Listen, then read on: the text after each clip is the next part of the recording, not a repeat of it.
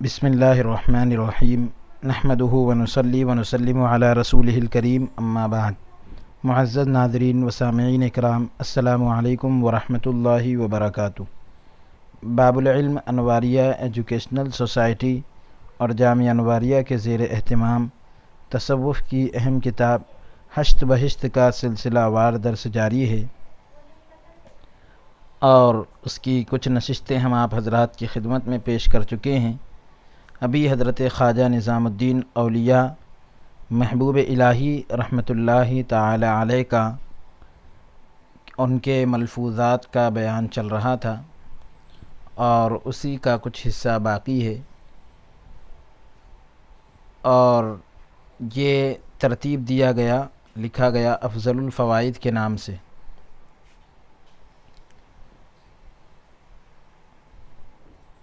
آج امت محمد صلی اللہ علیہ وسلم کی فضیلت کو ذکر کیا جا رہا ہے۔ حضور پاک علیہ الصلاۃ والسلام کی امت کی فضیلت کو بیان کیا جا رہا ہے۔ سوموار کے روز یعنی پیر کے دن 27ویں ماہ جمادی الاول سن مذکور یعنی جمادی الاول کے مہینے کی 27 تاریخ کو پیر کے دن قدم بوسی کا شرف حاصل ہوا۔ امت محمدی صلی اللہ تعالی علیہ وآلہ وسلم کی فضیلت کے بارے میں گفتگو شروع ہوئی، بات چیت چلی، تو چند درویش اوپر کے ملک سے آئے ہوئے تھے، تو غالباً یہ کہ یہ جو ہے نیچے والے علاقے میں رہتے ہوں گے، اور جو بعض ملک جو ہے اوپر کے حصے میں رہتے ہیں، تو وہاں سے آئے ہوئے تھے۔ زبان مبارک سے فرمایا کہ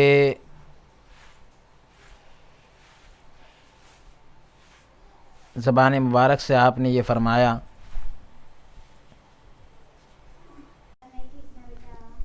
کہ جنیت المریدین ایک کتاب کا نام ہے، تو اس میں جو ہے عبداللہ بن عباس رضی اللہ تعالیٰ عنہ کی روایت کے مطابق لکھا ہے کہ رسول خدا صلی اللہ تعالیٰ علیہ وسلم سے پوچھا گیا کہ یا رسول اللہ صلی اللہ علیہ وسلم، اس امت کی فضیلت کے بارے میں کچھ فرمائیں، نیز یہ کہ قیامت کو آپ کی امت کے کتنے گروہ ہوں گے، یعنی آپ کی امت کے کتنے قافلے ہوں گے؟ تو فرمایا کہ میری امت کو دوسری امتوں پر وہی فضیلت ہے، میری امت کو دوسری امتوں پر وہی فضیلت ہے جو مجھے دوسرے پیغمبروں پر حاصل ہے، اور قیامت کے دن میری امت کے 4 گروہ ہوں گے، 4 جماعتیں ہوں گی۔ پہلے گروہ کی شفاعت ایسی ہی ہوگی جیسے پیغمبروں کی، اور وہ علماء اور مشائخ ہوں گے، اور دوسرا گروہ وہ بغیر حساب جنت میں داخل ہوگا، بغیر حساب کے جنت میں داخل ہوگا، اس میں شہید شامل ہوں گے، اور تیسرے گروہ پر اللہ تعالی حساب آسان کر کے بہشت میں بھیج دے گا، جنت میں بھیج دے گا۔ یہ مفتی لوگ ہوں گے، یعنی جو فتویٰ دیا کرتے ہوں گے دنیا کے اندر، ان کو آخرت میں اللہ تعالی حساب آسان کر کے جنت میں بھیج دے گا۔ چوتھا گروہ وہ ہوگا جن کی سفارش میں کروں گا، اور وہ لوگ گنہگار ہوں گے۔ بعد ازاں اس کے بعد خواجہ صاحب نے فرمایا کہ امیر المومنین علی کرم اللہ وجہہ فرماتے ہیں کہ ایک روز رسول کریم صلی اللہ علیہ وسلم بیٹھے تھے کہ بہت سے یہودی آئے اور کہا یا محمد مصطفیٰ صلی اللہ علیہ وسلم، آج ہم آپ سے چند ایک باتیں پوچھیں گے، کچھ باتیں آپ سے پوچھیں گے، کیونکہ ہم نے توریت میں لکھا دیکھا ہے کہ جو مرتبہ آپ کو عطا کیا گیا ہے، جو رتبہ، جو درجہ آپ کو دیا گیا ہے، وہ کسی پیغمبر مرسل یا فرشتہ مقرب کو عطا نہیں ہوا، کسی پیغمبر کو یا کسی رسول کو یا کسی قریبی فرشتے کو یہ مقام عطا نہیں ہوا، جو رتبہ، جو مرتبہ آپ کو دیا گیا۔ فرمایا پوچھو، یعنی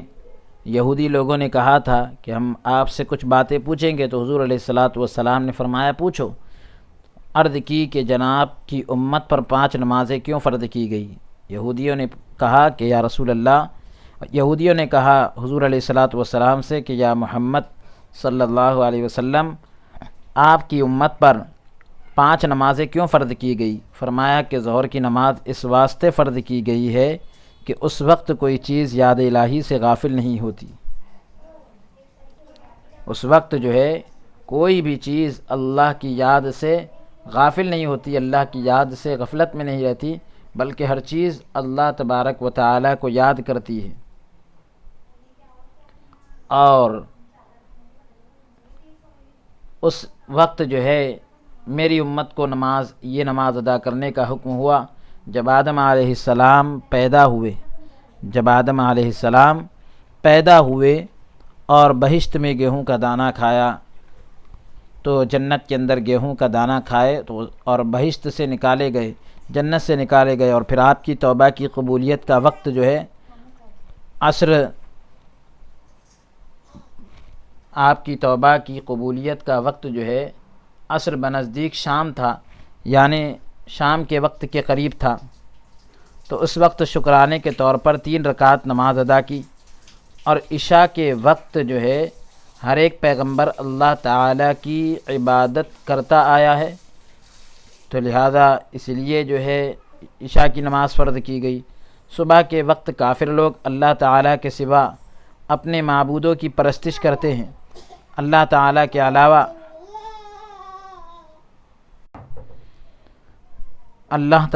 علاوہ جو ہے دوسرے معبودوں کی جو ہے وہ عبادت کرتے ہیں، پرستش کرتے ہیں، تو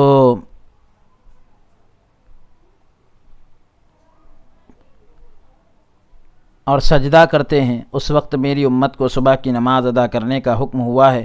تو عرض کی، یہودیوں نے کہا کہ بالکل بجا فرمایا، بالکل بجا ہے، یہ بات بالکل درست ہے۔ پھر عرض کی کہ ان لوگوں کو ثواب کیا ملے گا جو نمازیں ادا کریں گے؟ فرمایا جو ظہر کی نماز ادا کرے گا اللہ تعالیٰ دوزخ کی آگ اس پر حرام کر دے گا، کیونکہ اس وقت دوزخ کو تپانا شروع کرتے ہیں۔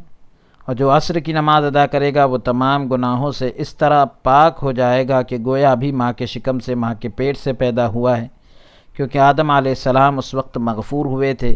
آدم علیہ السلام کی اس وقت جو ہے بخشش ہوئی، یہ کہ ان کی توبہ قبول ہوئی، اور شام کے وقت ان کی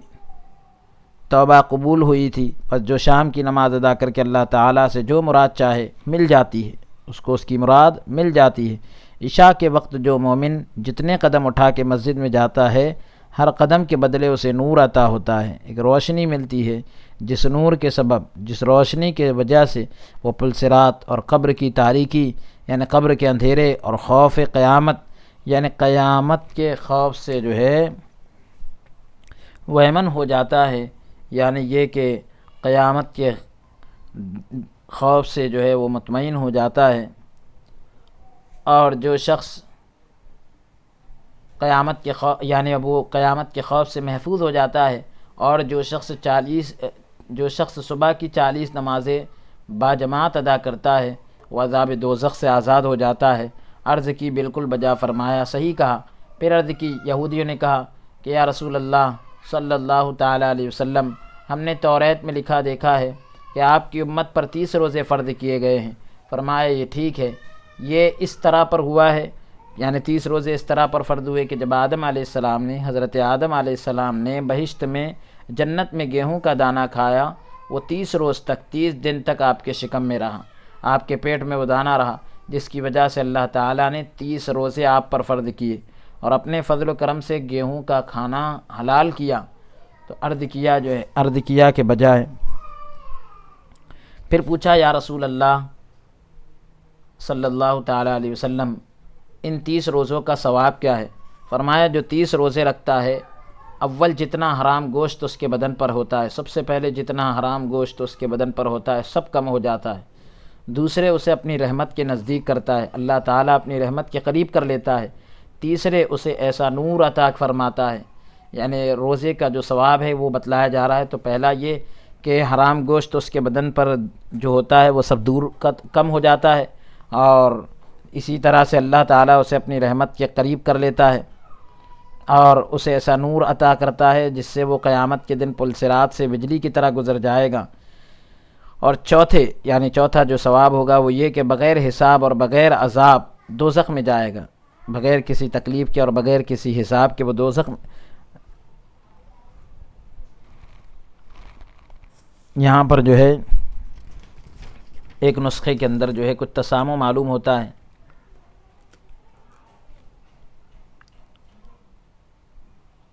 تو یہاں یہ لفظ جو ہے 30 روزوں کے ثواب میں یہ کہ بغیر حساب جنت میں جانے کا تذکرہ ہونا چاہیے۔ یہاں پر یہ لفظ کے اندر کچھ صحب معلوم ہوتا ہے۔ ظاہر سی بات ہے کہ روزہ دار جو ہے جنت میں جائیں گے، اور تو یہ کہ چوتھے یہ کہ اسے جو ہے بغیر حساب جو ہے جنت میں داخل کیا جائے گا، اور پانچواں یہ کہ اسے حوریں ملے گی، اور چھٹے اس قدر ثواب ملے گا، اتنا ثواب ملے گا جس کا اندازہ وہم و قیاس سے نہیں ہو سکتا۔ چنانچہ اللہ تعالیٰ فرماتا ہے انما یوفی الصابرون اجرہم بغیر حساب، یعنی روزہ داروں کو اس قدر ثواب دوں گا جس کا حساب نہیں ہو سکے گا۔ تو عزیز سامعین کرام، یہ جو ہے یہ جو لفظ ابھی ہم سے تلاوت کیا گیا، ابھی ہم نے جو سنا اور پڑھا، تو اگر اس کے اندر ہم سے کوئی سہو ہو رہا ہو تو اللہ تعالیٰ سے ہم دعا کرتے ہیں کہ اللہ تبارک و تعالیٰ اسے معاف فرمائے اپنے فضل سے۔ اللہ تبارک و تعالیٰ سے ہم معافی کے طلبگار ہیں۔ تو یہ چونکہ بہت ہی جو ہے جوابداری کا کام ہے، بزرگان دین کے اقوال ہیں، ہم سے اس میں کسی قسم کی اگر کوئی غلطی ہو رہی ہو تو اللہ تعالیٰ اسے معاف فرما دے۔ بہرحال ہم اللہ سے معافی طلب کرتے ہیں۔ استغفر اللہ ربی من کل ذنب واتوب الیہ۔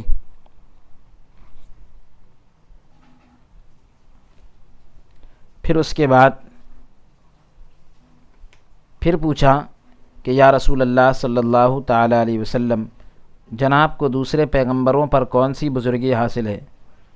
یہ فرمایا کہ ہر ایک پیغمبر اپنے لیے التجا کرتا آیا ہے، ہر ایک پیغمبر اپنے لیے التجا کرتا آیا ہے،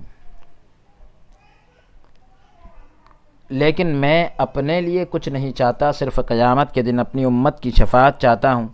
عرض کی سچ ہے، اللہ تعالیٰ برحق ہے اور آپ صلی اللہ تعالیٰ علیہ وسلم اس کے رسول برحق ہیں۔ بعد ازاں اس کے بعد زبان مبارک سے فرمایا کہ میں نے آثار تابعین میں لکھا دیکھا ہے، کتاب کا نام ہے، تو اس میں نے لکھا دیکھا کہ ایک مرتبہ حضرت موسیٰ علیہ السلام توریت پڑھ رہے تھے، تو وہاں پر 100 مرتبہ محمد صلی اللہ علیہ وسلم لکھا دیکھا۔ پوچھا یا الہی یہ کون محمد صلی اللہ تعالیٰ علیہ وسلم ہے، یعنی یہ کون محمد ہے؟ حکم ہوا کہ موسیٰ علیہ السلام وہ میرا دوست ہے، وہ میرا دوست ہے، 7 آسمان اور 7 زمینیں پیدا کرنے سے 1000 سال پہلے ان کا نام عرش پر لکھا تھا۔ پس اے موسیٰ اسی کی دوستی میں زندگی بسر کرو، ان کی دوستی میں زندگی گزارو اور اسی کی دوستی میں مرو،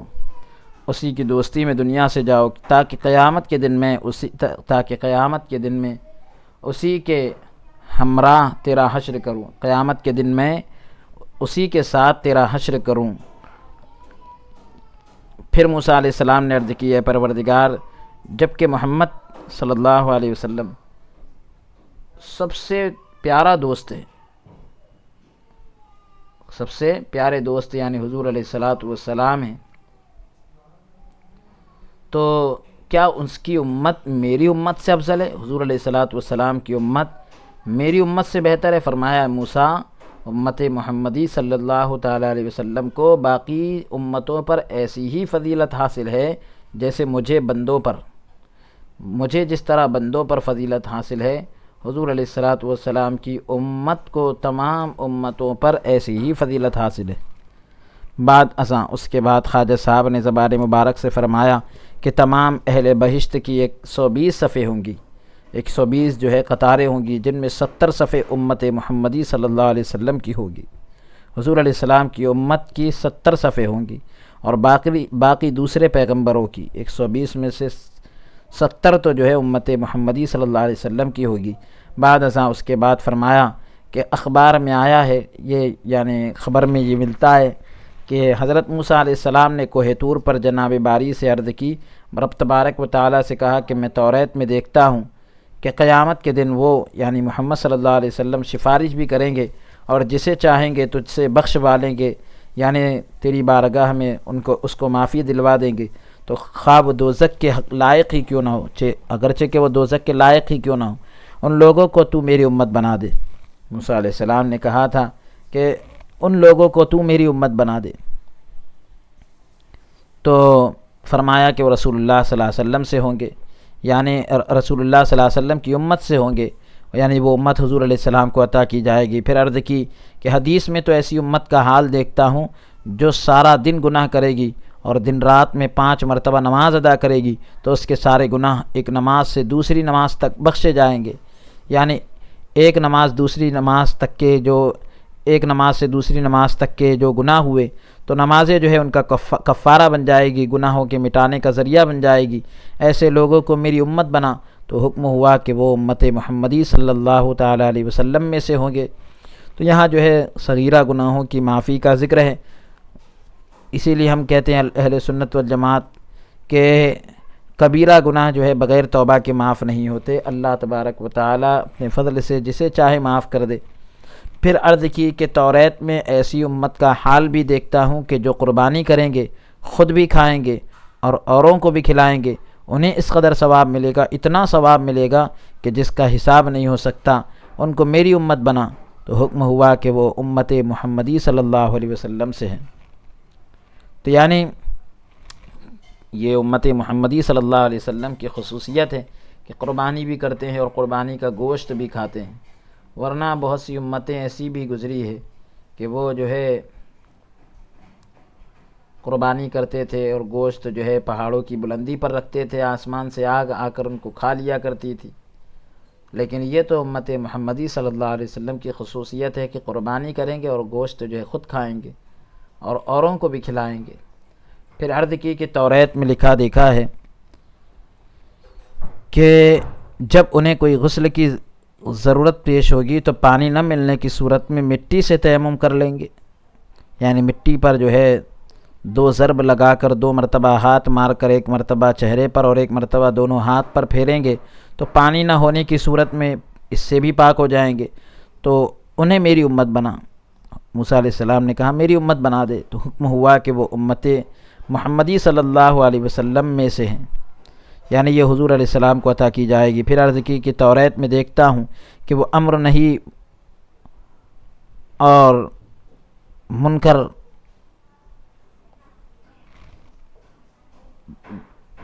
یا یہ کہہ لیجئے کہ امر بالمعروف اور نہی عن المنکر بجا لائیں گے، تو امر و نہی یا یہ کہ جن کاموں کا حکم دیا ان کو بھی کریں گے، جن کاموں سے روکا گیا ان کو بھی کریں گے، تو انہیں میری امت بنا۔ حکم ہوا، یا بہتر تو یہی معلوم ہوتا ہے کہ امر بالمعروف اور نہی عن المنکر کریں گے، یعنی بھلائی کا حکم کریں گے اور برائی سے روکیں گے، تو انہیں میری امت بنا۔ تو حکم ہوا کہ وہ امت محمدی صلی اللہ تعالیٰ علیہ وسلم سے ہوں گے، حضور علیہ السلام کی امت سے ہوں گے۔ تو پھر عرض کی کہ انہیں کتاب دے گا جسے وہ ہمیشہ پڑھیں گے، یعنی ان کے پیغمبر پر کتاب نازل ہوگی جس کو وہ ہمیشہ پڑھیں گے، اور انہیں میری امت بنا دے۔ فرمایا کہ وہ امت محمدی صلی اللہ علیہ وسلم سے ہوں گے، یعنی یہ حضور کی امت میں ہوں گے۔ پھر عرض کی کہ بار خدایا توریت میں دیکھتا ہوں کہ ایسے لوگ بھی ہوں گے جو روزے رکھیں گے اور ایک روزے کا ثواب انہیں 100 سال کے روزوں کے برابر ملے گا، 100 سال کے روزوں کے برابر ایک روزے کا ثواب ملے گا، تو انہیں میری امت بنا۔ فرمایا کہ موسیٰ علیہ السلام وہ امت محمدی صلی اللہ علیہ وسلم سے ہوں گے۔ پھر موسیٰ علیہ السلام نے آرزو کی کہ کاش میں حضرت محمد صلی اللہ علیہ وسلم کی امت سے ہوتا۔ اس طرح یہ آپ نے آرزو کی۔ الحمدللہ علی ذالک، یعنی یہاں پر یہ جو ہے مجلس مکمل ہوئی، اور اللہ تبارک و تعالیٰ کا اس بات پر شکر کرتے ہیں، ہم بھی اللہ تعالیٰ کا شکر ادا کرتے ہیں۔ پھر اس کے بعد جمعرات کے روز، جمعرات کے دن 20ویں ماہ رجب سن مذکور، یعنی غالباً 713 ہجری کو ابھی جو اوپر سن ذکر کیا گیا پہلی نشست میں افضل الفوائد کی پہلی جو نشست تھی، تو اس وقت جو ہے مجھے جمعرات کے دن پائے بوسی کا شرف حاصل ہوا، تو ماہ معظم رجب کی فضیلت کے بارے میں گفتگو شروع ہوئی، جو بڑا عظمت والا مہینہ ہے رجب، اس کی فضیلت کے بارے میں بات چیت چلی، تو زبان مبارک سے فرمایا کہ اس مہینے میں جو شخص ایک نیکی کرے اسے 1000 نیکی کا ثواب ملتا ہے۔ پھر فرمایا کہ جس قسم کی عبادت کی جائے اس کا عوض ویسا ہی 1000 سالہ عبادت کا ثواب ملے گا۔ پھر فرمایا کہ 27ویں ماہ رجب کو، رجب کے مہینے کی 27 تاریخ کو 4 رکعت نماز اس طرح ادا کی جاتی ہے کہ ہر رکعت میں جو رکعت یاد ہو پڑھے، یا یہ کہ رجب کے مہینے کی 27 تاریخ کو 4 رکعت نماز اس طرح پر پڑھے کہ ہر رکعت میں جو صورت یاد ہو وہ پڑھے۔ رکعت کے بجائے صورت کا لفظ یہاں زیادہ مناسب معلوم ہوتا ہے، کتاب میں تو رکعت لکھا ہے، ہو سکتا ہے کتابت کی بھی غلطی ہو، تو ہر رکعت میں جو صورت یاد ہو وہ پڑھیں۔ جو شخص یہ نماز ادا کرتا ہے اللہ تعالیٰ اس کی عمر دراز کرتا ہے، اللہ اس کی عمر کو لمبی کرتا ہے۔ بعد ازاں فرمایا، اس کے بعد کہا کہ شیخ الاسلام فرید الحق بالدین قدس اللہ سرہ العزیز کے اوراد میں آپ کے وظائف میں لکھا دیکھا ہے کہ جو شخص ماہ رجب میں ہر رات 100 مرتبہ سورہ اخلاص پڑھے، رجب کے مہینے کے اندر ہر رات میں جو ہے 100 مرتبہ قل هو اللہ احد کی سورہ پڑھے، تو اللہ تعالیٰ اسے مع اس کے اقربا یعنی اللہ تعالیٰ اس کے رشتہ داروں کے ساتھ قیامت کے دن بغیر حساب کے اس کو جنت میں داخل کر دے گا، بہشت میں داخل کرے گا۔ بعد ازاں اس کے بعد سرور کائنات صلی اللہ تعالیٰ علیہ وسلم کے معجزات کے بارے میں گفتگو شروع ہوئی، تو زبان مبارک سے فرمایا کہ ہر ایک پیغمبر کو خاص معجزے عطا ہوئے، لیکن حضرت صلی اللہ علیہ وسلم کو ہر طرح کے معجزے دیے گئے جو باقی پیغمبروں کو حاصل نہ تھے، ہر طرح کے معجزات سے آپ کو نوازا گیا۔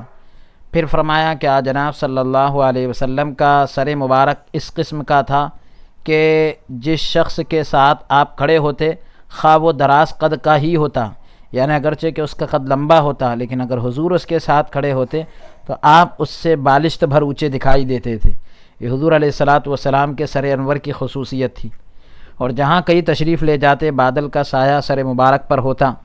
تو بادل کا سایہ آپ کے مبارک سر پر ہوتا۔ بعد ازاں اس کے بعد خواجہ صاحب نے فرمایا کہ شیخ الاسلام فرید الحق والدین قدس اللہ سرہ العزیز بیٹھے تھے اور رسول خدا صلی اللہ علیہ وسلم کی صفت بیان ہو رہی تھی، تو فرمایا کہ رسول خدا صلی اللہ علیہ وسلم کی چشم مبارک اس قسم کی تھی، یعنی مبارک آنکھیں جو ہے اس طرح کی تھی کہ جس طرح جناب کو آگے کی چیزیں دکھائی دیتی تھی، پیارے آقا علیہ الصلاۃ والسلام کو جس طرح سے آگے سامنے کی چیزیں دکھائی دیتی تھی، اسی طرح پیچھے کی چیزیں بھی دکھائی دیتی تھیں۔ پھر فرمایا کہ انس بن مالک رضی اللہ عنہ فرماتے ہیں کہ رسول خدا صلی اللہ علیہ وسلم نے یاروں کو فرمایا کہ اے یاروں، صفیں سیدھی کرو، صفیں جو ہے درست کرو، جس طرح میں آگے کی طرف دیکھتا ہوں اسی طرح پیچھے کی چیزیں بھی دکھائی دیتی ہیں، سامنے جس طرح مجھے دکھائی دیتا ہے پیچھے بھی جو ہے اسی طرح دکھائی دیتا ہے۔ بعد ازاں اس کے بعد خواجہ صاحب نے فرمایا کہ جب رسول اللہ صلی اللہ علیہ وسلم پردے میں بیٹھے ہوتے تو پردے کے اندر باہر کی سب چیزیں آپ کو دکھائی دیتی، درمیان میں پردہ ہوتا لیکن پردے کے اندر رہتے ہوئے باہر کی ساری چیزیں آپ کو دکھائی دیتی۔ چنانچہ اخبار تابعین میں آیا ہے کتاب میں کہ ایک مرتبہ جناب رسول اللہ صلی اللہ علیہ وسلم نے ایک عورت سے نکاح کرنا چاہا تو اسے عائشہ صدیقہ رضی اللہ عنہا کے پاس بھیجا کہ دیکھو۔ جب آپ نے دیکھا تو عرض کی، ام المومنین سیدتنا عائشہ صدیقہ رضی اللہ عنہا نے کہا یا رسول اللہ یہ خوبصورت نہیں ہے۔ فرمایا تم کیسے کہہ سکتی ہو، تم کیسے کہتی ہو کہ خوبصورت نہیں، جب تم نے اس کے بائیں رخسار پر خال دیکھا تو کیا تمہارے رونگٹے نہیں کھڑے ہوئے تھے؟ یعنی تم نے جب جو ہے اس کے گال کے بائیں حصے کی طرف جب تم نے دیکھا تو کیا تمہارے رونگٹے کھڑے نہیں ہوئے تھے؟ عرض کی یا رسول اللہ صلی اللہ علیہ وسلم آپ سے کوئی چیز پوشیدہ نہیں، یعنی چہرے پر جو خوبصورتی کی علامتیں جو ہے وہ پائی گئی۔ تو حضور علیہ الصلاۃ والسلام نے حضرت عائشہ رضی اللہ عنہا سے کہا کہ کیا تمہارے رونگٹے کھڑے نہیں ہوئے تھے؟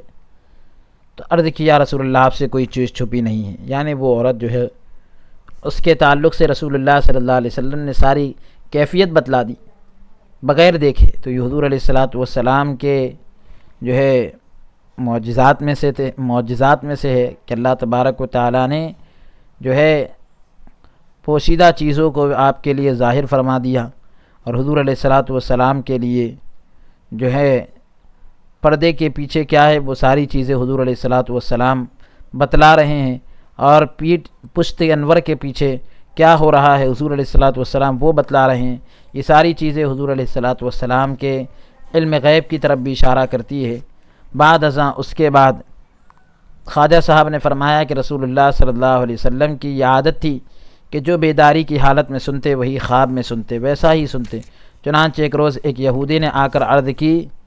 کہ ایک یہودی آ کر کہنے لگا کہ میں ایک سوال پوچھوں گا، اگر آپ جواب دیں گے تو میں مسلمان ہو جاؤں گا۔ فرمایا پوچھو۔ عرض کی، وہ یہودی کہنے لگا یا رسول اللہ صلی اللہ علیہ وسلم پیغمبری کی کیا علامت ہوتی ہے؟ پیغمبر ہونے کی علامت کیا ہے؟ تو فرمایا کہ جب پیغمبروں کی آنکھ سو جاتی ہے تو اس وقت جو کچھ اور لوگ کہیں وہ سن لیتے ہیں، دوسرے لوگ جو ہے کچھ بھی کہے تو پیغمبر اسے سن لیتے ہیں، کیونکہ ان کا دل اس وقت بیداری کی حالت میں ہوتا ہے۔ تو اس نے آزمایا تو ٹھیک ویسا ہی پایا، پھر وہ مسلمان ہو گیا۔ یعنی اس نے تجربہ کیا کہ اس نے جو ہے سلام کیا ہو حضور علیہ الصلاۃ والسلام کو، یا کوئی کلام کیا ہو تو حضور علیہ الصلاۃ والسلام اور حضور علیہ الصلاۃ والسلام آرام فرما رہے ہو اور آپ نے اس کو سن لیا ہو، تو پھر وہ یہ دیکھ کر جو ہے مسلمان ہو گیا۔ بعد ازاں اس کے بعد خواجہ صاحب نے فرمایا کہ ایک روز حسین نامی صحابی جو ہے اس کو جو ہے کہ ایک روز جو ہے یا یہ کہ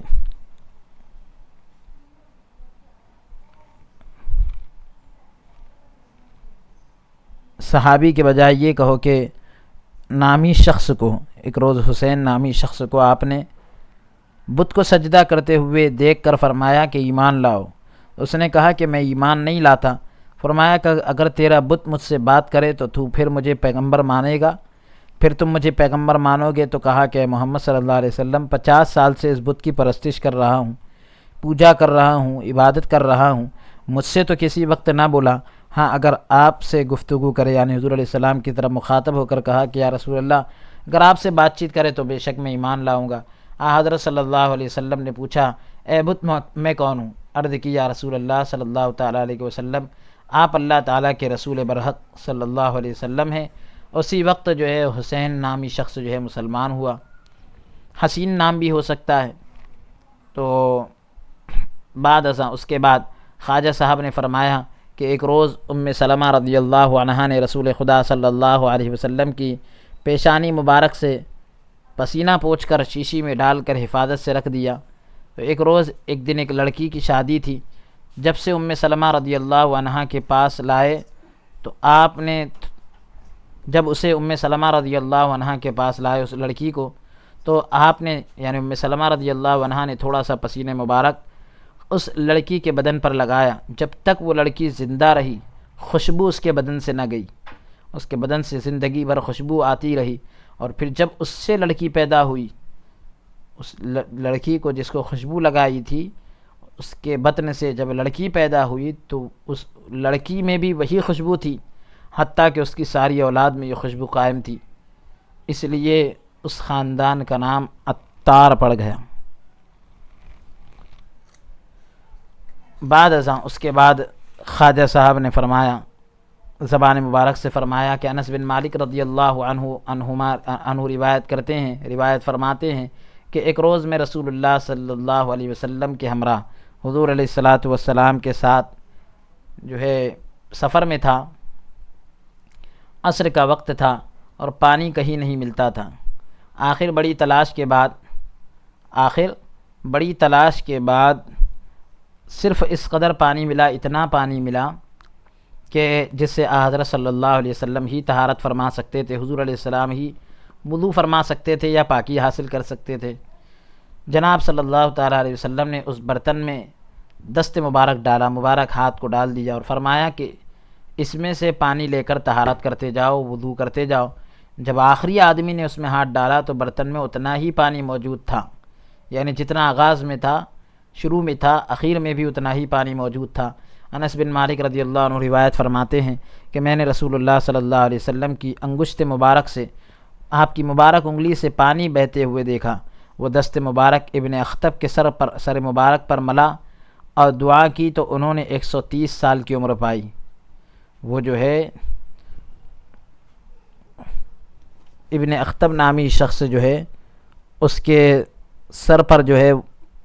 مل دیے اس کو اور دعا کر دی تو اس نے 130 سال کی عمر پائی۔ جب فوت ہوا تو اس کے سر کے صرف چند ایک بال سفید تھے، یعنی اس کا اثر یہ تھا، دست مبارک کا، مبارک ہاتھ کا یہ اثر تھا کہ ایک لمبی عمر پائی اور صرف کچھ ہی بال جو ہے ان کے سفید تھے جب انتقال ہوا۔ تو بعد ازاں اس کے بعد خواجہ صاحب نے زبان مبارک سے فرمایا کہ ایک مرتبہ محمد شاہ نام کے ایک شخص نے شیخ بہاء الدین زکریہ قدس اللہ سرہ العزیز کی بابت ان کے تعلق سے یہ بیان کیا کہ آپ نے یہ حکایت بیان فرمائی کہ ایک دن رسول اللہ صلی اللہ علیہ وسلم بیٹھے تھے، جابر بن عبداللہ رضی اللہ عنہ نے آ کر زمین پر سر رکھ دیا۔ حضرت جابر رضی اللہ عنہ نے آ کر زمین پر سر رکھ دیا اور عرض کی کہ میں نے کنواں کھودا ہے جس کا پانی سخت کھاری ہے، یعنی بہت زیادہ جس کا پانی کھارا ہے، نمکین ہے اور ہمیں تکلیف ہوتی ہے۔ فرمایا تھال میں تھوڑا پانی لاؤ۔ جناب نے پائے مبارک اس میں دھوئے، حضور علیہ الصلوۃ والسلام نے اس میں دھوئے اور فرمایا کہ اس پانی کو کنویں میں ڈال دو۔ جابر رضی اللہ عنہ فرماتے ہیں کہ جب وہ پانی کنویں میں ڈالا گیا تو کھاری پن جاتا رہا، کنویں کا جو ہے کھارا پن دور ہوتا گیا اور اس کے نہایت میٹھا پانی ہو گیا، ایک دم انتہائی میٹھا پانی ہو گیا۔ تو یہ رسول اللہ صلی اللہ علیہ وسلم کی خصوصیت تھی۔ بعد ازاں اس کے بعد خواجہ صاحب نے یہ حکایت بیان فرمائی کہ ایک روز پیغمبر خدا صلی اللہ تعالیٰ علیہ وسلم لوگوں کو اکٹھا کر کے انہیں صدقہ دینے کی ترغیب دے رہے تھے، لوگوں کو جمع کر کے لوگوں کو کہہ رہے تھے کہ صدقہ دو، اس کی طرف رغبت دلا رہے تھے۔ تو اتفاقاً ایک بدو ہاتھ میں، ایک دیہاتی آدمی جو ہے ہاتھ میں اونٹ کی مہار پکڑے مسجد میں آیا، اونٹ کی جو ہے رسی پکڑ کر مسجد میں آیا اور عرض کی یا رسول اللہ صلی اللہ تعالیٰ علیہ وسلم، میں اسے للہ صدقہ کرتا ہوں، اللہ واسطے جو ہے میں اس کو صدقہ کرتا ہوں۔ تو حضرت صلی اللہ علیہ وسلم نے دعا دی۔ حضرت عمر رضی اللہ عنہ کو فرمایا کہ اس کی قیمت کا تخمینہ کرو، اندازہ لگاؤ کہ میں اس کی قیمت دے دوں۔ آپ رضی اللہ عنہ نے، حضرت عمر رضی اللہ عنہ نے تخمینہ کیا، اندازہ لگایا، تو کہ اندازے کے مطابق اندازہ کیا اور رسول خدا صلی اللہ علیہ وسلم نے پھر جو ہے وہ اونٹ خرید لیا۔ جب آپ صلی اللہ علیہ وسلم غزہ یعنی جہاد کے لیے جاتے تو اس پر سوار ہوتے، غزوہ کے لیے جاتے، جہاد کے لیے جاتے، غزوے کے لیے جاتے تو اس پر سوار ہوتے۔ ایک مرتبہ غزوے سے واپس آ کر اونٹ کو دروازے پر باندھ دیا۔ جب حضرت صلی اللہ علیہ وسلم باہر تشریف لائے تو اونٹ نے کہا السلام علیکہ یا زین القیامہ، یعنی اے قیامت کی زینت، آپ پر سلام ہو، السلام علیکہ یا زین قیامت، یا زین قیامت۔ حضرت صلی اللہ علیہ وسلم نے سنا تو فرمایا کہ علیک السلام، یعنی تجھ پر بھی سلامتی ہو۔ اونٹ نے عرض کی یا رسول اللہ صلی اللہ تعالیٰ علیہ وسلم، میں ایک مسافر کا اونٹ تھا، ایک مسافر آدمی کا میں اونٹ تھا۔ ایک دفعہ رات کو میں اس کے گھر سے بھاگ آیا تو جنگل میں چر رہا تھا، بھیڑیے میرے کھانے کو آئے، کچھ دیر بعد آپس میں کہنے لگے کہ لاؤ اس کا فیصلہ کرے، یعنی اونٹ کو کھانے کا فیصلہ کرتے ہیں۔ بعض نے کہا کہ اسے نہ ستاؤ، یہ زین قیامت کی سواری ہے، یعنی یہ جو ہے حضور علیہ الصلوۃ والسلام کی سواری بننے والا ہے۔ تو جو اور ایسی ذات کی سواری ہے جو بہترین خلائق، یعنی پوری مخلوق میں سب سے بہتر محمد مصطفیٰ صلی اللہ علیہ وسلم ہے۔ پس اونٹ نے عرض کی یا رسول اللہ صلی اللہ تعالیٰ علیہ وسلم، میری دو آرزو ہیں، دو تمنائیں ہیں۔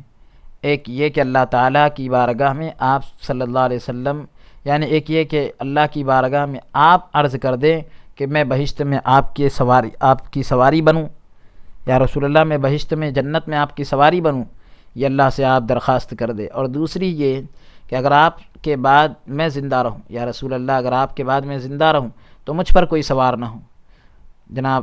نبی کریم صلی اللہ علیہ وسلم نے، جناب صلی اللہ تعالیٰ علیہ وسلم نے اس کی دونوں آرزویں قبول فرمائی، دعا بھی کی، یعنی دعا کر دی اللہ کی بارگاہ میں، اور وصیت بھی فرما دی کہ بھئی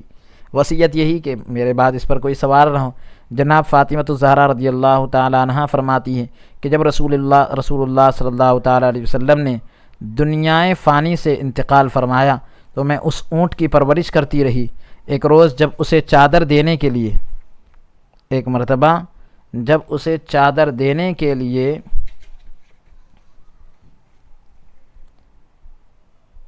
باہر نکلی، یا یہ کہ ایک روز جب اسے چارہ دینے کے لیے، چارہ اونٹ کے لیے جو چارہ پانی ہوتا ہے، تو اس کو چارہ دینے کے لیے باہر نکلی تو اونٹ نے آواز دی یا بنت رسول اللہ،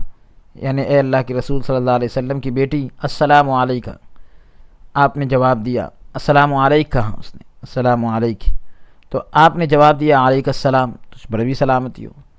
پھر اونٹ نے عرض کی کہ جب سے رسول اللہ صلی اللہ علیہ وسلم انتقال فرما گئے، چارہ میرے حلق کے نیچے نہیں اترتا،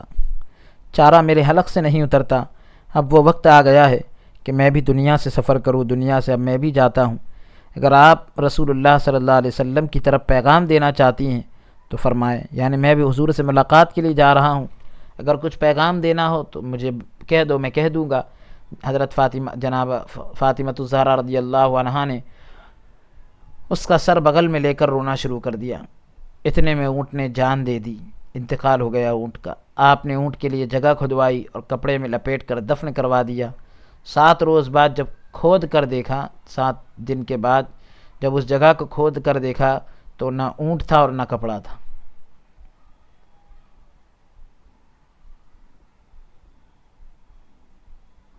بعد ازاں اس کے بعد خواجہ صاحب نے زبان مبارک سے فرمایا کہ ایک روز رسول کریم صلی اللہ تعالیٰ علیہ وسلم بیٹھے تھے اور گردا گرد اصحاب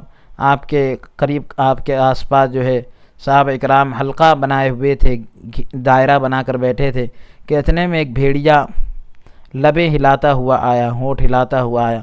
جناب نے دیکھ کر فرمایا، حضور علیہ الصلوۃ والسلام نے دیکھ کر کہا کہ اسے راہ دے دو، اسے راستہ دے دو، یہ درندوں کا قاصد ہے، درندوں کی طرف سے کچھ پیغام لایا ہے اور میرے پاس آیا ہے۔ اسے راہ دی تو آ کر سلام کیا اور عرض کی کہ یا رسول اللہ صلی اللہ تعالیٰ علیہ وسلم، درندے اس وادی میں جمع ہوئے ہیں اور مجھے بطور قاصد جناب صلی اللہ علیہ وسلم کی خدمت میں بھیجا ہے تاکہ آپ صلی اللہ علیہ وسلم اپنی امت کو فرمائیں کہ اپنی امت سے فرمائیں کہ ڈھور ڈنگر جو کام سے رہ چکے ہیں، یعنی ایسے جانور جو کسی کام کے نہیں ہیں، وہ ہمیں دے تاکہ ہم ان کے موٹے تازے چوپایوں کو نہ کھائیں۔ تو یعنی جو بہت بوڑھے جانور ہو چکے، جانور بہت جو ہے عمر رسیدہ ہو چکے ہیں، بہت جو ہے یعنی عمر کو پہنچ چکے ہیں، تو وہ ہم کو دے دے تاکہ ہم جو ہے تازہ موٹے چوپائے یعنی جانوروں کو نہ کھائے، تندرست جانوروں کو، کیونکہ اللہ تعالیٰ نے ہماری خوراک ہی گوشت بنایا ہے۔ اگر ایسا نہ ہوتا تو ہم اتنا بھی نہ کرتے۔ جناب نے حضور علیہ الصلوۃ والسلام نے یاروں کو فرمایا تو یاروں نے عرض کی، صحابہ کرام نے کہا کہ اللہ تعالیٰ نے ہم پر صدقات واجب کیے، اس سے بڑھ کر ہم کچھ نہیں دے سکتے۔ حضرت صلی اللہ علیہ وسلم نے بھیڑیے کو فرمایا کہ سن لیا؟ پھر عرض کی یا رسول اللہ ایک اور پیغام ہے کہ اگر ہمیں کچھ نہ دے، بھیڑیے نے کہا کہ اگر ہم کو کچھ نہ دے تو ہمارے حق میں بد دعا نہ کرے۔ فرمایا میں بد دعا نہیں دینا چاہتا۔ یہ سن کر بھیڑیا واپس پھرا اور اپنا منہ چاٹ چاٹ کر کہتا تھا کہ خدا کا شکر ہے کہ اللہ تعالیٰ نے ہمیں رسول خدا صلی اللہ علیہ وسلم کی بد دعا سے تو بچا لیا۔ حضور علیہ الصلوۃ والسلام نے یہ کہہ دیا کہ میں بد دعا دینا نہیں چاہتا۔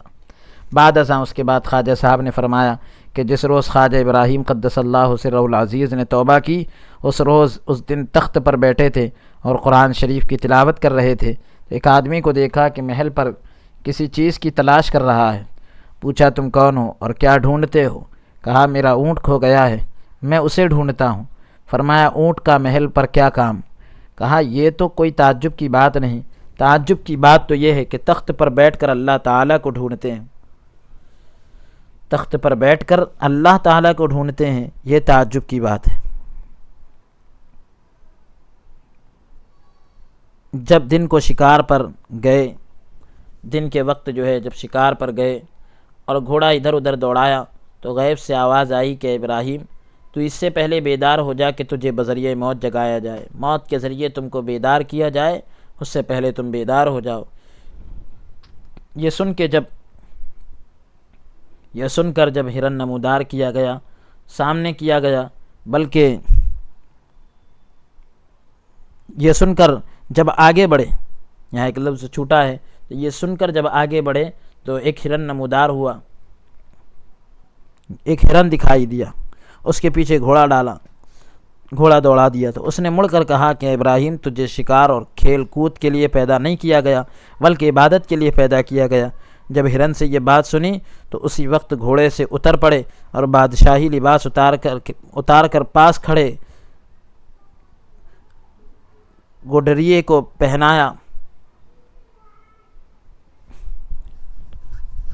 یعنی جو بھی پھٹا پرانا لباس پہنا ہو اس کو پہنا دیا، اور اس کے اونی کپڑے آپ پہن کر حج کی راہ لے لی۔ اس نے جو ہے اونی کپڑے پہنے تھے، پھٹے پرانے جیسے بھی کپڑے تھے وہ پہن کر آپ حج کے راستے پر چلے گئے۔ بعد ازاں اس کے بعد خواجہ صاحب نے آپ دیدہ ہو کر یہ شعر زبان مبارک سے فرمایا، شاہ ابراہیم در یک جرعہ، یعنی یہی حضرت ابراہیم رحمۃ اللہ علیہ کا واقعہ بتلا رہے کہ بادشاہ ہو کر بھی آپ کس طرح سے ایک ہی لمحے میں بدل گئے۔ بعد ازاں فرمایا اس کے بعد کہا کہ قاضی حمید الدین ناگوری رحمۃ اللہ علیہ راحت الارواح میں لکھتے ہیں کہ عبداللہ بن عباس رضی اللہ عنہ فرماتے ہیں کہ میں نے ابو سفیان رحمۃ اللہ علیہ سے سنا جو فرماتے ہیں کہ ایک مرتبہ میں قیصر روم کے پاس گیا، روم کے بادشاہ کے پاس گیا، جب وہاں سے آیا، روم سے آیا، تو جس گھوڑے پر میں سوار تھا وہ سب فصیح زبان سے لا الہ الا اللہ محمد الرسول اللہ پڑھتا تھا، ایک دم صاف ستھری زبان میں، فصیح انداز میں۔ مجھے تعجب ہوا تو گھوڑے نے سر اٹھا کر کہا کہ کیا اب اس سے بھی زیادہ عجیب بات یہ ہے کہ اللہ تعالیٰ نے تجھے پیدا کیا اور تجھے روزی دیتا ہے اور پھر تو کلمہ نہیں جانتا؟ کیا اب اس سے بھی زیادہ عجیب بات ہے؟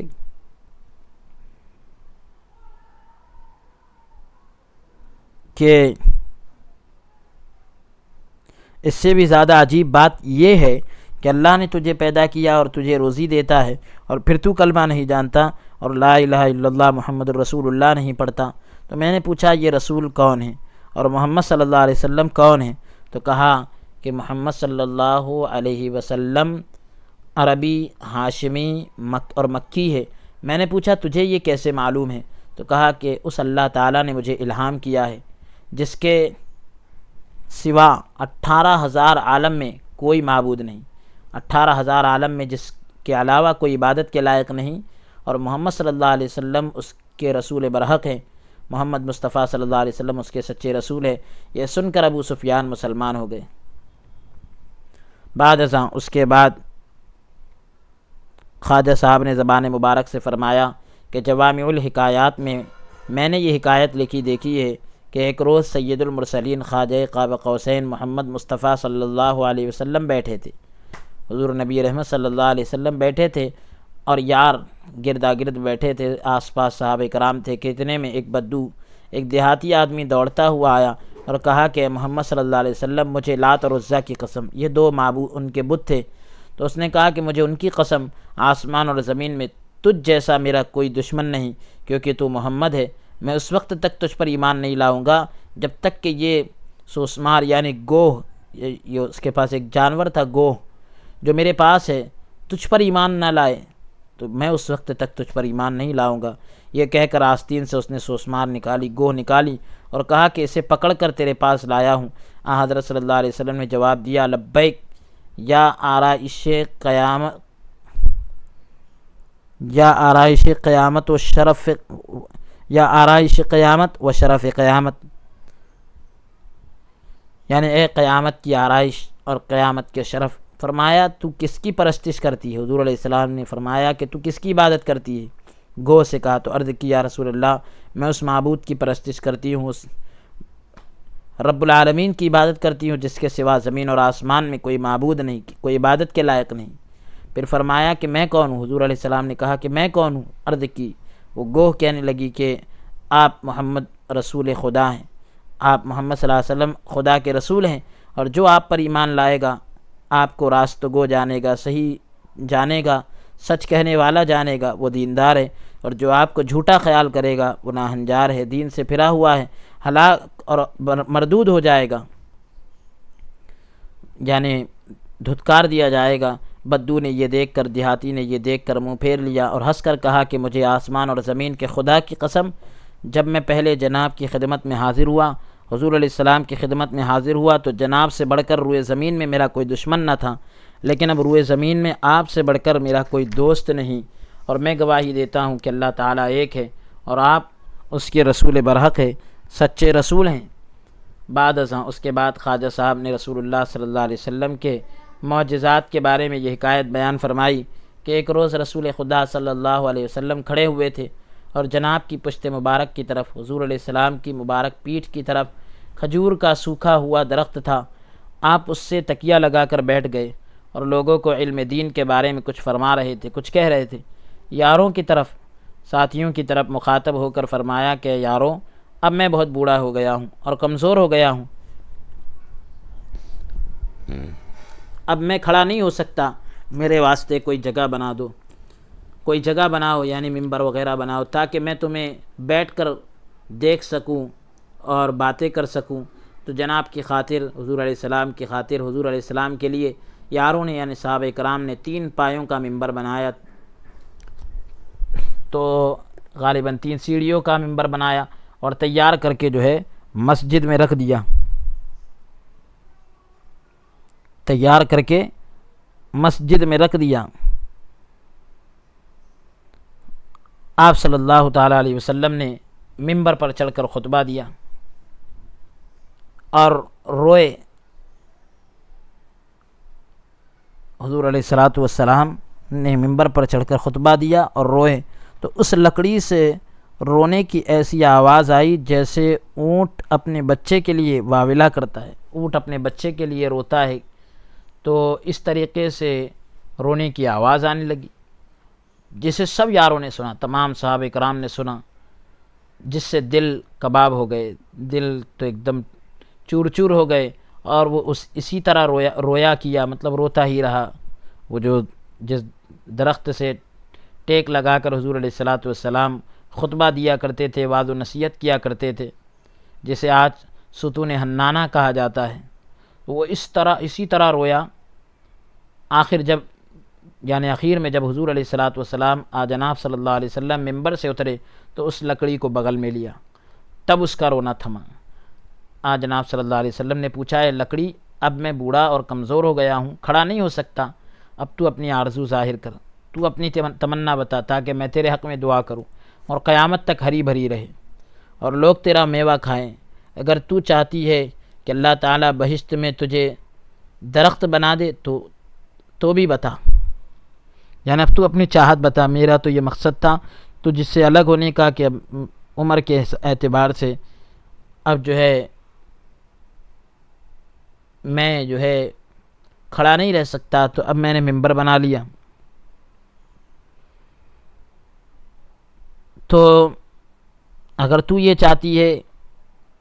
کہ اللہ تعالیٰ جنت میں تجھے درخت بنائے، یعنی تو جنت میں بھی رہے، تو بتا۔ تو اس نے عرض کی کہ میں مجھے دنیا میں درخت نہیں بننا، جنت میں درخت بننا چاہتی ہوں، دنیا میں درخت نہیں بننا چاہتا، تاکہ یعنی جنت میں درخت بننا چاہتا ہوں، تاکہ اللہ تعالیٰ کے دوست جو ہے میرا پھل کھائیں، پھر آج جناب صلی اللہ علیہ وسلم نے منبر پر کھڑے ہو کر اس کے حق میں دعا فرمائی اور فرمایا کہ اے یارو دیکھو اس درخت کو نہ عذاب ہے نہ ثواب، پھر دنیا سے بھاگتا ہے، یعنی درخت تو ایسا ہے جس کے لیے نہ ثواب ہے نہ عذاب ہے، پھر بھی دنیا سے کیسا بھاگ رہا ہے، یعنی یہ نہیں چاہ رہا ہے کہ میں دنیا میں درخت بن کر رہوں، جنت میں درخت بنا دیا جائے، تو پھر اب یہ درخت ہو کر کہ جس کے لیے نہ ثواب ہے نہ عذاب ہے، پھر دنیا سے ایسا بھاگ رہا ہے، تو اس کے بجائے اب تمہیں تو بدرجہ اولیٰ مناسب ہے کہ اس جہان کو اس جہان پر ترجیح دو، اس لیے تم کو تو جو ہے اس کے مقابلے میں اور زیادہ مناسب یہ ہے کہ آخرت کے گھر کو دنیا کے گھر پر ترجیح دو، فوقیت دو، آخرت کو جو ہے اہمیت دو۔ بعد ازاں اس کے بعد خواجہ صاحب نے فرمایا کہ اگر حضرت صلی اللہ علیہ وسلم کے معجزے لکھنے لگوں، حضور علیہ السلام کے معجزات لکھنے لگوں تو 120 سال تک بھی ایک صفت نہیں لکھی جا سکتی، اس لیے اتنے پر ہی اکتفا کرتا ہوں، اتنے پر ہی بس کرتا ہوں، الحمدللہ اتنے پر ہی بس کرتا ہوں۔ اللہ تعالی ہمیں اور تمہیں اور تمام مسلمانوں کو جناب صلی اللہ تعالی علیہ وسلم کے زیر سایہ رکھے، حضور علیہ الصلاۃ والسلام کے یعنی کی رفاقت عطا فرمائے۔ لواء الحمد جو ہوگا حضور علیہ الصلاۃ والسلام کے ہاتھ میں، تو جو ہے اس کے سائے میں اللہ تعالیٰ جو ہے ہم سب کو جگہ عطا فرمائے۔ آج یہاں پر بھی جو ہے حضور صلی اللہ علیہ وسلم کے سائے میں نہیں بلکہ حضور علیہ الصلاۃ والسلام کے علم کے، جو آپ کا ایک جھنڈا ہوگا، آپ کا ایک نشانی ہوگی، تو حضور علیہ الصلاۃ والسلام کے علم کے نیچے جو ہے ہم اس کے سائے میں جو ہے ہم سب کو رکھے، اور اللہ تعالیٰ جو ہے اور پھر فرمایا الحمدللہ علی ذالک، اللہ تبارک و تعالیٰ کا شکر ہے اس بات پر۔ اور آج کے اس سلسلہ درس کو ہم یہیں پر موقوف کرتے ہیں۔ اللہ عز و جل کی بارگاہ میں درخواست اور دعا کرتے ہیں کہ رب العالمین ہمیں قول سے زیادہ عمل کرنے کی توفیق عطا فرمائے، بزرگان دین کے نقش قدم پر چلنے کی توفیق عطا فرمائے، اور جو کچھ کہا گیا سنا گیا اس میں اگر کوئی غلطی یا سہو ہوا ہو تو رب العالمین اپنے فضل سے معاف عطا فرمائے۔ استغفر اللہ ربی من کل ذنب واتوب الیہ، سبحان اللہ وبحمدہ، سبحانک اللہم وبحمدک، ونشہد ان لا الہ الا انت، ونستغفرک ونتوب الیک، وصلی اللہ تعالی وسلم علی خیر خلقہ سیدنا ونبینا محمد وعلی آلہ واصحابہ اجمعین برحمتک یا ارحم الراحمین، والحمد للہ رب العالمین۔